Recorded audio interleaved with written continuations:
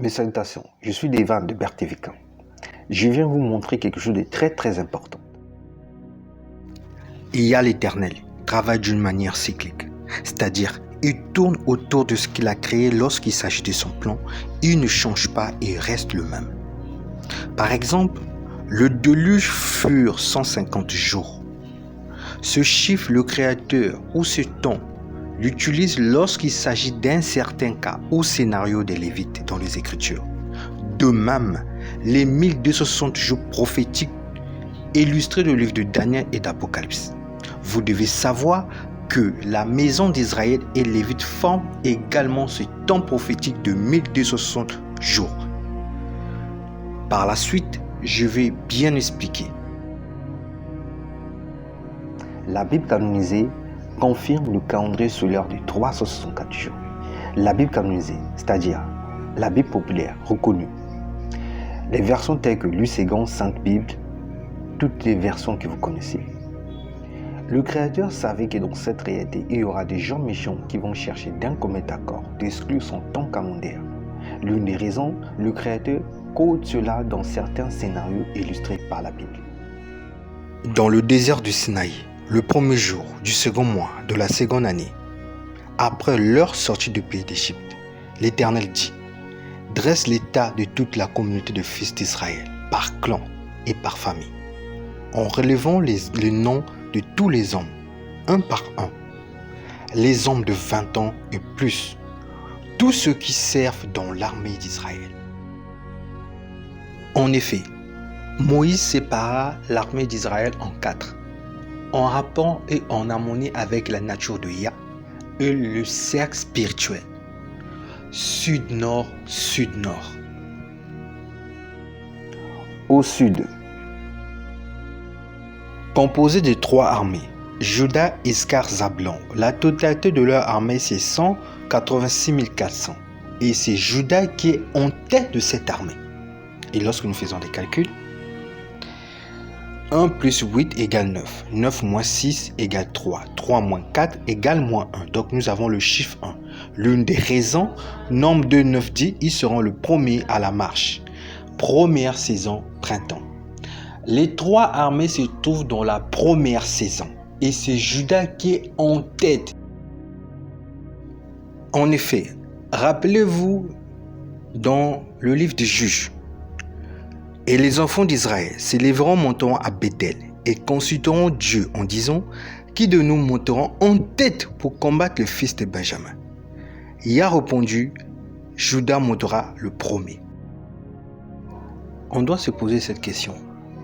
Est-ce que Iscar porte le chiffre 2 et Zabulon le chiffre 3?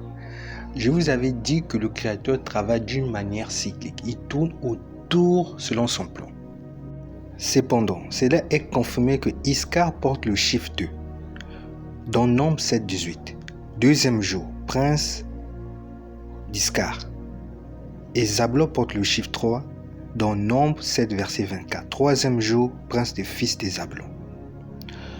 Donc, Juda se trouve au premier mois et Iscar au deuxième mois, Zabulon au troisième mois pour conclure la saison. Au sud, composé des 3 armées, Ruben, Simeon, Gad. C'est Ruben qui est en tête. L'Uségon donne la totalité de l'armée qui est 150 et 1450. Nous savons 150 moins 1450 égale 1300. Or, 1 plus 3 égale 4. Ils seront le deuxième à la marche. Nombre de 16. Donc, deuxième saison qui se trouve au 4e mois. En effet, le Créateur nous le confirme que l'été se trouve au 4e mois à travers la vision du prophète Amos. Ce dernier eut plusieurs visions, mais ce qui m'intéresse, c'est son 4e vision. Dans Amos 8, verset 1. Voici ce qui me fit voir Yah, mon Seigneur, mon Dieu, c'était une corbeille de fourré d'été. Donc l'été se trouve au 4e mois et Ruben porte ce chiffre 4 de l'été. Simeon porte le chiffre 5, Gad le chiffre 6. Comme nous venons de le dire, le Créateur travaille d'une manière cyclique. Quatrième jour, prince fils de Ruben. Nombre 7, verset 30. Cinquième jour, prince fils de Simeon. Nombre 7, verset 36. Et sixième jour, prince des fils de Gad. Au nord, composé de 3 armées. Éphraïm, Manassé, Benjamin. C'est Éphraïm qui est en tête. La totalité de leur armée, c'est 108 100. Nous allons faire des calculs. 1 moins 8 égale 7. Et 7 fois 1 égale 7. Ils seront les troisièmes à la marche. Nombre 2, verset 24. Automne qui se trouve au 7e mois. En réalité, Éphraïm porte ce chiffre 7. Manassé porte le chiffre 8. Benjamin porte le chiffre 9. Septième jour, prince des fils d'Éphraïm, Nombre 7, verset 48. Huitième jour, prince des fils de Manassé, Nombre 7, verset 54. Neuvième jour, prince fils de Benjamin, Nombre 7, verset 60. Au nord, composé de 3 armées, Dan, Aser, Naphtali. La totalité de leur armée, c'est 157 600 et Dan en tête. 1 plus 7 moins 6 égale 2 et 2 fois 5, 10. Ils seront les derniers à la marche. Nombre 2, verset 31, hiver qui se trouve au 10e mois. Donc, Dan porte le chiffre 10, Aser porte le chiffre 11, Naphtali porte le chiffre 12. Le 10e jour, prince des fils de Dan. Nombre 7, 66. 11e jour, prince fils d'Aser. Nombre 7, verset 72. Le 12e jour, prince fils de Naphtali. Nombre 7, verset 78. Donc, nous avons 12 mois et 4 saisons en leur temps fixé par le Créateur, car il ne change pas. Nous allons maintenant trouver le temps calendaire illustré. Dans Nombre 2, verset 32, on nous donne la totalité de 12 armées qui est de 63 550. 60 fois 3 égale 180. 5 moins 5 égale 0. Donc nous aurons juste 180 jours qui signifie 6 mois de 30 jours chacun. C'est la moitié d'un temps d'une année solaire de 360 jours. Les 180 jours qui est la moitié d'un temps, qui est 6 mois, est visible dans le livre d'Esther. Esther 1, verset 14, 180 jours. Dans Esther 2, verset 12, vous avez 12 mois, 6 mois, 6 mois. La moitié d'un temps. Dans Apocalypse 12, verset 14. Un temps, 360 jours. Des temps, 360 plus 360. La moitié d'un temps, 360 divisé par 2 égale 180 jours pour avoir les 1260 jours prophétiques. En réalité, il s'agit bien d'un temps solaire de 360 jours. Comme nous l'avons déjà dit, que l'année primitive n'était que de 360 jours. Cette vérité devient plus sensible à mesure qu'on voit un plus grand accord des anciens peuples à cet égard. Les anciens Hébreux réglaient leurs mois suivant le cours du soleil dont chacun avait 30 jours. Mais depuis la sortie d'Égypte ayant réglé leurs mois sur le cours de la lune, ils étaient tantôt de 30 jours ou tantôt de 29. Mais les Lévites sont considérés comme les jours intercalaires païens.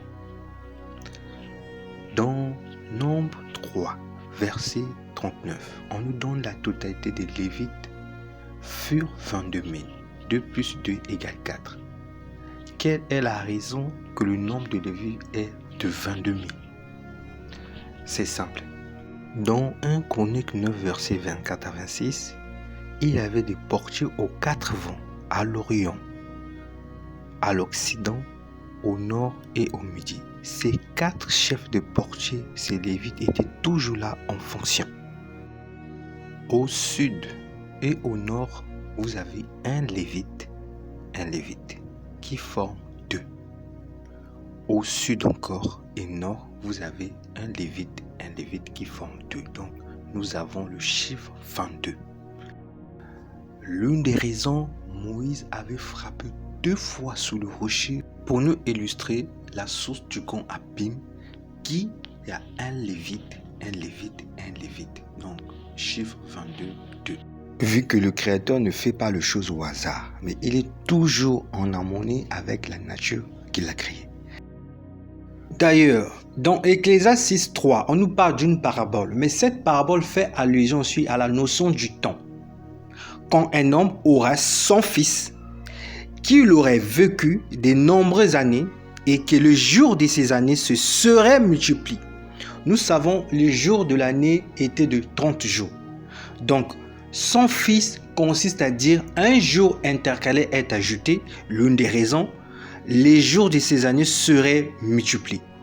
Dans Ecclésiaste 6, on dit s'il vivait 2 fois 1000 ans. Au fait, 2 fois 1, 2. Nous retrouvons toujours le chiffre 2. En effet, les 1 jour sont ajoutés sur les 2 lignes droites où il y a un lévite, un lévite, un lévite, un lévite.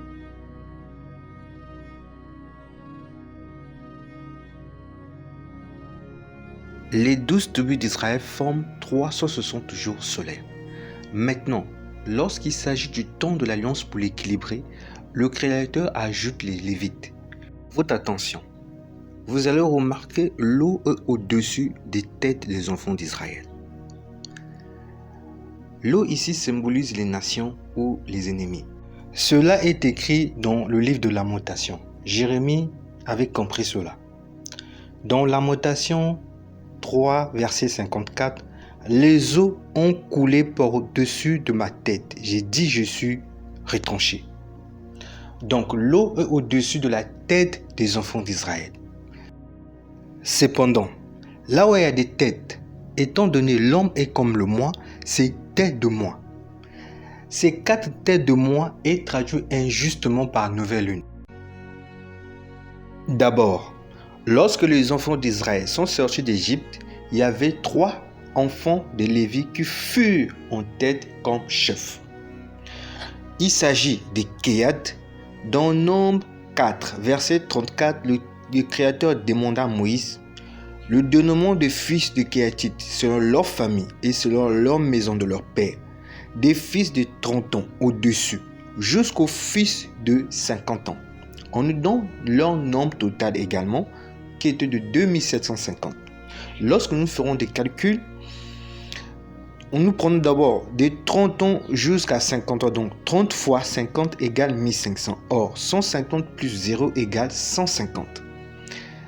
Le nombre total qui est de 2750, 2 plus 7 égale 9. 9 plus 5 égale 14. Or, 1 plus 4 égale 5. Donc nous ferons 150 divisé par 5 égale 30.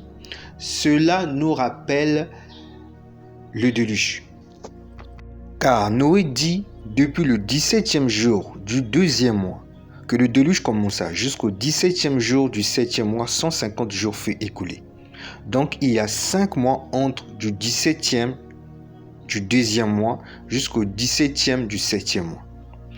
Et si nous multiplions 5 fois 30 égale 150 jours. Donc pour Noé, chaque mois avait 30 jours. En réalité, comme Yahweh travaille d'une manière cyclique, il prend ce temps, ce chiffre, il l'utilise chez les Lévites afin que Israël accomplisse le temps prophétique de 1260 jours. Pour faute de temps, je vous laisse faire l'exercice à la maison. Le premier fils de Lévite, dans Nombre 4, 38, vous allez toujours trouver 150 divisé par 5 égale 30. Également, le troisième fils de Lévi, dans Nombre 4, verset 32, vous allez trouver 150 divisé par 5 égale 30. D'ailleurs, lorsque nous prenons le nombre total des têtes que nous venons de calculer des chefs, rappelez-vous dans Nombre 2, verset 32, on avait donné la totalité des 4 chefs qui sont sur les 4 saisons égale 180. Le nombre total du deuxième fils de Lévi était égal à 30. Mais comme il s'agit de 30 jours, donc fois 12. Donc nous aurons 360 jours. Ainsi de suite, 360 jours, 360 jours. Lorsque nous additionnons 180 plus 360 jours, plus 360 jours, plus 360 jours égale à 1260 jours. Les 1260 jours sont illustrés dans le livre de Daniel et d'Apocalypse. Vous comprenez maintenant la raison à laquelle que le Créateur était irrité contre les enfants d'Israël lorsqu'ils ont désobéi sans ses commandements. Car le péché des enfants d'Israël avait ajouté 15 jours de plus dans le temps prophétique et 15 jours de plus dans le temps de l'Alliance. Cela est bien illustré dans Ézéchiel 4, versets 5 à 6. Car je te compterai les années de leur iniquité, pour un nombre égal de jours, savoir 390 jours.